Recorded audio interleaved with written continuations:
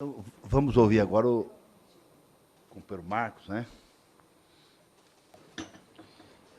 Obrigado, deputado Célio.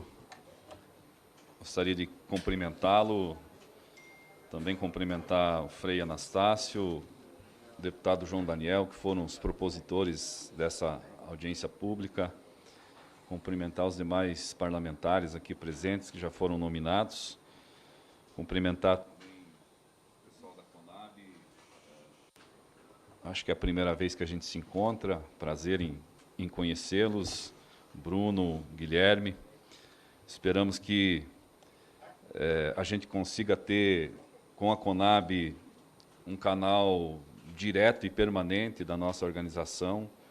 Acho que não é só o meu desejo, é também o desejo das demais organizações, sobretudo dos agricultores familiares, né? Nessa perspectiva de ter uma CONAB que esteja aberta, inclusive, para ouvir sugestões, né, da nossa parte, das organizações. Então, queria agradecer também pela presença. Acho que é importante vocês terem vindo aqui esclarecer as questões, falar aqui com os deputados e também com nós, representantes dos agricultores familiares, sobretudo. Cumprimentar o companheiro Antoninho Rovares, da CONTAG. Nós, da CONTRAF Brasil, né, Confederação dos Trabalhadores na Agricultura Familiar, quando ficamos sabendo da questão do processo aí chamado de modernização da CONAB, num primeiro momento, a nossa reação, inclusive nas redes sociais e através, né, do nosso site, através de notas públicas, foi de demonstrar, primeiramente, Bruno, uma preocupação, não exatamente sobre o que vocês estão falando aqui, que vocês trazem toda uma argumentação, traz uma argumentação técnica, inclusive de ajustes que são necessários, mas a preocupação principalmente do que está por trás de uma proposta quando começa nessa perspectiva. Quando você propõe deixar de existir armazéns públicos de uma companhia que é tão importante e que, num país sério, num país que pensa e que preza pela soberania alimentar do seu povo, a Companhia Nacional de Abastecimento deveria ser um dos órgãos mais prestigiados, não só pelo governo, mas também pelas casas de leis aqui do Congresso, né, porque sem uma Companhia Nacional de Abastecimento é impossível um país pensar estrategicamente na sua soberania alimentar. Inclusive, né, do ponto de vista de regulação de estoque, de pensar possíveis catástrofes, possíveis intempéries que a gente passa cotidianamente com os nossos climas aqui. Então, acho que a CONAB tem um papel estratégico, né, nessa perspectiva. E quando a gente manifestou as nossas preocupações, não é exatamente no sentido de dizer a CONAB hoje é estratégica, é tão importante para o conjunto dos agricultores familiares. Se a gente for ver, historicamente, esses armazéns que estão deixando de existir, sejam eles privatizados ou, do ponto de vista nosso, dos agricultores familiares, isso tem pouco impacto, né, porque é o que o Toninho falou. E hoje os armazéns da CONAB essencialmente servem a quem? Serve a grandes empresas do agronegócio. As grandes empresas é que se beneficiam essencialmente disso, né? Mas, mesmo assim, mesmo sem uma participação efetiva das nossas pequenas cooperativas usando esses armazéns, a preocupação que fica é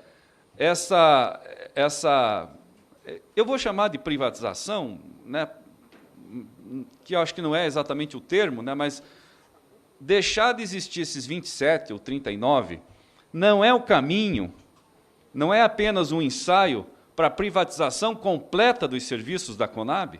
Essa é a pergunta que fica para a sociedade brasileira.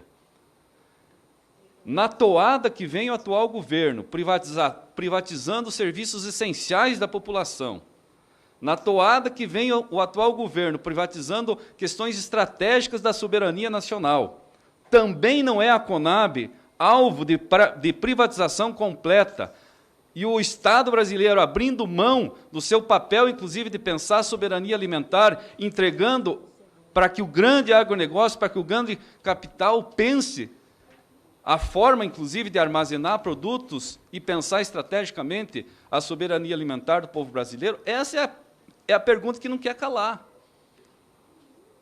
Se é um ajuste técnico, se é um ajuste numa perspectiva da gente manter a Companhia Nacional de Abastecimento como algo do povo brasileiro, como algo estratégico, e apenas um ajuste do ponto de vista de otimização de recursos, ótimo, vamos discutir nessa perspectiva. Mas eu insisto, na toada que vem de privatização de serviços essenciais, a preocupação que fica para nós, como representação da sociedade civil, é se amanhã ou depois não vai estar aqui nessa Casa de Leis um projeto de privatização completa da Conab. E aí, me parece que não só nós da sociedade civil, mas deputados, independente dos seus partidos, se são situação do governo, se são oposição, aí acho que me parece que precisa ser ligado efetivamente um alerta, né, em relação a isso. Então, eu queria, sobre esse ponto específico, eu queria me deter em cima disso, né? E gostaria, inclusive, que os líderes do governo estivessem aqui para responder isso, né? Os líderes nesta casa, né, quem defende o governo, né, para falar efetivamente da intencionalidade, se existe ou não algum trabalho com essa perspectiva. Insisto em falar, gente, se é nessa perspectiva de adequar os recursos, se é numa perspectiva de atender melhor, eu não sou contra você ter, por exemplo, a Conab usando armazéns privados, ou credenciando armazéns privados para fazer estoque, enfim. O importante é as políticas funcionarem, né? Não tem problema em relação a isso, né? Mas a questão é mais de fundo, que eu acho que a gente tem que estar preocupado. Bom, eu disse no início, né, eu sou parte de uma confederação de agricultores familiares.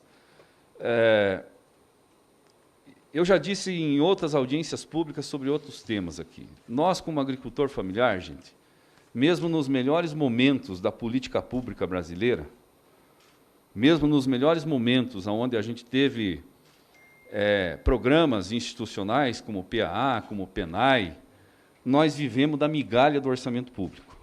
Da migalha. É vergonhoso. É vergonhoso. E eu acho que é vergonhoso, inclusive, o vice-líder do governo chegar aqui e dizer assim: eu peço a vocês, deputados, que apresentem emendas para nós botar na Conab. Por que o governo não pensou isso no orçamento?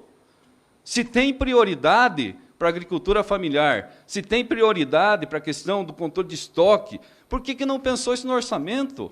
Agora vem pedir para os deputados abrirem mão, ou, enfim, fazerem indicações de emendas para botar o governo chegar aqui e dizer assim: eu peço a vocês, deputados, que apresentem emendas para nós botar na Conab. Por que o governo não pensou isso no orçamento?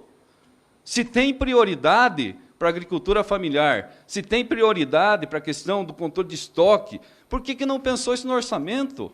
Agora vem pedir para os deputados abrirem mão, ou, enfim, fazerem indicações de emendas para botar o orçamento na Conab, para botar o orçamento no PAA. No ano passado, nós fizemos articulações nessa casa, botamos orçamento e o governo não executou. E aí? Será que pensar emendas e botar uma emenda para o PAA é garantia de execução? ou tem um posicionamento político de desmonte das políticas públicas. O que nós estamos assistindo é isso, gente. O PAA foi absolutamente desmontado. Nós estamos mantendo ele aos esforços, e aí eu concordo com o Toninho, temos que parabenizar as pessoas, sejam da equipe técnica, sejam as pessoas que se dispõem a tocar os programas, tem que continuar parabenizando a Conab por continuar insistindo na permanência do programa, mas, efetivamente, do ponto de vista político e institucional, os programas foram desmontados. Quando veio a proposta orçamentária para esta casa aqui, quanto é a proposta que o governo tinha proposto inicialmente para o programa de aquisição de alimentos, para os outros programas sociais que você citou, Guilherme? Sabe? Então, não é uma questão de dizer, vamos fazer uma emenda aqui e ali, é uma questão de ter posicionamento político. O governo, a ministra da Agricultura, Tereza Cristina, precisa dizer da intencionalidade real que se tem do papel da Conab em relação a manter ou não manter os programas sociais. O governo precisa dizer claramente a intencionalidade, se ele tem ou não tem a intencionalidade de manter o PAA, o APGMBio, os programas de semente, de incentivo às comunidades tradicionais. Porque senão fica muito fácil, sabe, você dizer assim, não, eu preciso de uma emenda parlamentar. Na melhor das hipóteses, deputado Wilson, você vai expor assim o quê lá? 300 mil para a Conab? 400 mil? Nós não precisamos de migalha, gente, nós precisamos de orçamento. A agricultura familiar brasileira não pode continuar vivendo a migalha do orçamento público. Enquanto o agronegócio tem milhões, bilhões, para uma política específica, do algodão, do café, nós temos migalhas para uma política para atender a agricultura familiar brasileira, que continua, mesmo com descaso, colocando 70% dos alimentos que compõem a cesta básica do povo brasileiro. Mesmo com descaso, mesmo com as migalhas do orçamento público, a gente continua mantendo a nossa vocação de produzir alimento e botar alimento na mesa do povo brasileiro. Então, discutir a continuidade do PAA, discutir a continuidade dos programas sociais, não é simplesmente discutir se tem ou não tem emenda parlamentar de deputado A, B ou C. Significa ter decisão política do atual governo de continuar priorizando as políticas de incentivo e desenvolvimento dos agricultores familiares. E concordo com o Toninho. Não é dizendo que todo mundo cabe dentro do mesmo balaio que a gente vai fazer isso. A agricultura familiar precisa mais do Estado brasileiro do que o grande agronegócio. A agricultura familiar, sobretudo em algumas regiões mais vulneráveis, ela precisa de um Estado provedor de política pública. Se a gente não botar a mão na nossa cabeça, se a gente não trabalhar nessa perspectiva de ter o papel estratégico da Conab, pensando a soberania e a segurança alimentar do nosso povo, se a gente não botar a mão na nossa cabeça e pensar que a agricultura familiar é diferente do grande agronegócio, nós vamos tirar milhares e milhares de famílias dos próximos anos das comunidades rurais e inchar as grandes cidades, as grandes favelas, e nós vamos deixar, sabe o quê? Fundamentalmente, de ter alimento barato e de qualidade na mesa do povo brasileiro. Muito obrigado.